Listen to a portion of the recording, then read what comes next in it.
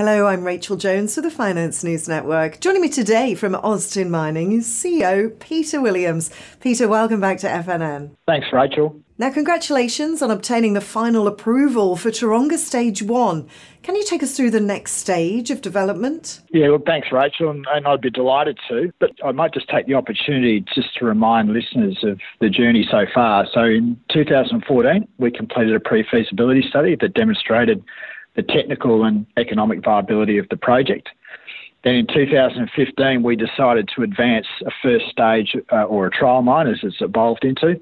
And interestingly, we submitted our conceptual development plan to the Department of Trade and Investment in New South Wales Government back in May 2015. So fast forward 4 years, numerous studies, and we've now finally received approval for the mining operations plan, and we're absolutely delighted with that. So now the next stages of work at Taronga include finalisation of the preferred contractor, site mobilisation and initial mining, and our plan there is to mine 50,000 tonnes of ore and waste, crush that material and undertake a reconciliation on the block model. And the reason we're doing that is because the potential upgrade is by far and away the most significant potential area of upside, and the previous feasibility study we did suggested that with a relatively modest increase in the resource grade, we could double NPV. So that's the first step.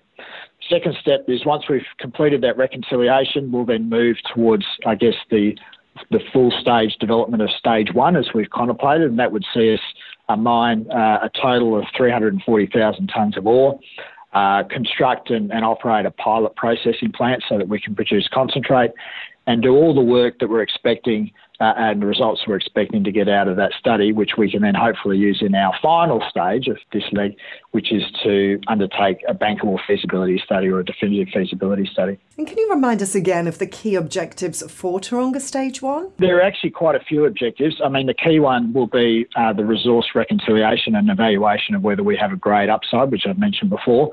But we're also looking to evaluate the potential for increased tin recovery and the recovery of byproduct credits, such as copper and silver, which we've got in resources at the moment, but haven't included them in the economic studies we've done.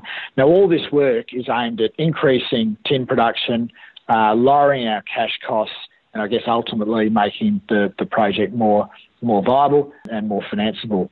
I guess the ancillary benefit that we expect to get out of Taronga Stage 1 is to provide us some really valuable data, both from a perspective of progressing a bankable feasibility study or a definitive feasibility study, plus acquiring the baseline data for things such as future approvals processes that we're going to need, be they environment, community, social, etc. And last question now, Peter. You've previously completed a pre-feasibility study on Taronga, and you've an active exploration plan around Taronga. What's the bigger picture with these assets, and how does Stage 1 tie into this? Yeah, that's a great question, Rachel, and I think ultimately we see Taronga as a centralised processing hub with the view to unlocking that sort of highly prospective field that we have at Emerville. And we've got large-scale targets such as McDonald's that could extend the life of the mine operations, as well as high-grade targets such as a Dutchman that could be processed in conjunction with ore from Taronga and increase overall tin recovery.